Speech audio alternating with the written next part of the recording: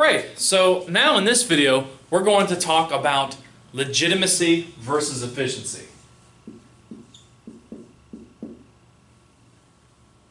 As in, MC Hammer's too legit to quit.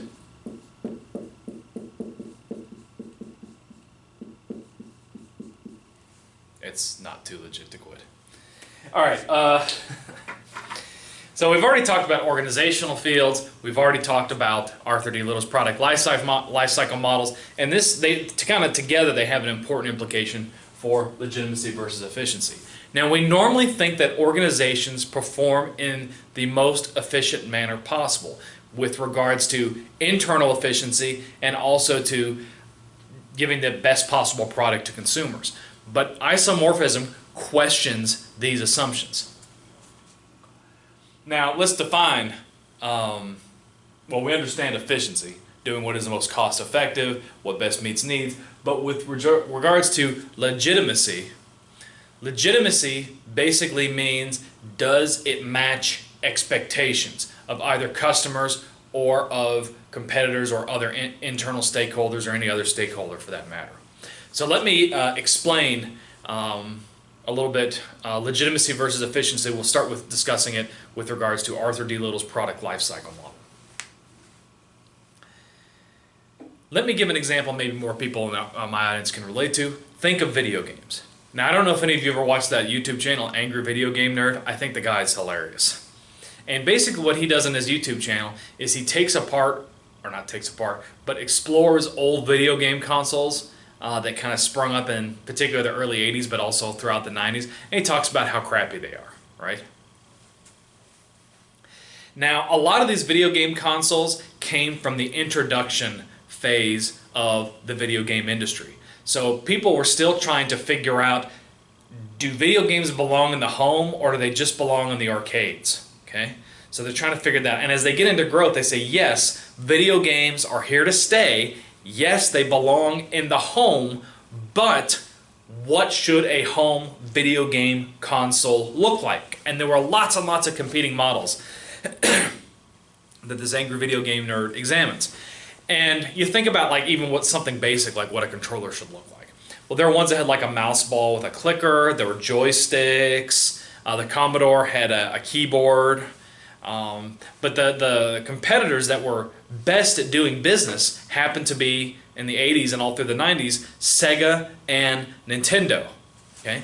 And their controllers looked something like this. Even as the consoles evolved, they basically were something like this, using your thumbs. Okay? Now to me personally, it will make way more sense to not do this thing with the thumbs, but have some sort of a claw, right? And so that you can move all 10 fingers to make, video game actions do different things. That makes sense. You got 10 fingers versus just 2 thumbs. Okay? To me, that would be the most efficient way to play a video game. However, it would not be the most legitimate way. So for example, if I designed a video game that had these like claw things, I can guarantee nobody would buy it because that does not match people's expectations of what a video game should look like. So it may pass the efficiency test, but it fails the legitimacy test. Nintendo and Sega were better at doing business, so their particular vision of a home video game console lasted. Has nothing to do with it being a better video game system. It's that you had two companies that were better at doing business. Okay? I was reading something about the history of cars the other day, and there were 3 competing engine types that came out with the early car. There were ones that used kind of electric with these kind of batteries. There was one that used something like a steam engine, like in a locomotive, and of course there was Henry Ford's gasoline car. Now evidently the electric one, of course, had better acceleration, of course didn't pollute the environment, the battery was a great thing, and the one that used a steam engine like a locomotive evidently had a lot of pickup, was also much more efficient than Henry Ford's combustion engines. However, Henry Ford was a better businessman than his competitors with the electric vehicles and the steam engine vehicles, and therefore even today automobiles tend to use some variation or some advancement of Henry Ford's combustion engine. Again, the other early engines were better in terms of actually being a good way to transport people from A to B, but people do not expect engines to look this way. So this is how efficiency versus legitimacy take place over time. Okay, so as you get more into the as you get more into the maturity phase in Arthur D. Little's product lifecycle model, you notice that you shift from product innovation, so making better, more efficient products, to process innovation. In other words, you know that people accept your product as legitimate, therefore you try to make the legitimate products more efficiently. Okay? Now, in the last video, we also drew a stakeholder map and looked at firms within the same organizational field. Okay? Now you think about this. Think about executives at your favorite oil company, Chevron, for example, right? And if they get some sort of a wild and crazy idea from like a firm in a totally different organizational field, in other words, they take advantage of weak ties, or distant connections, distant networks, and they say, "Hey, do you know how Wendy's does this stuff? I got a great idea." People are like, "Really?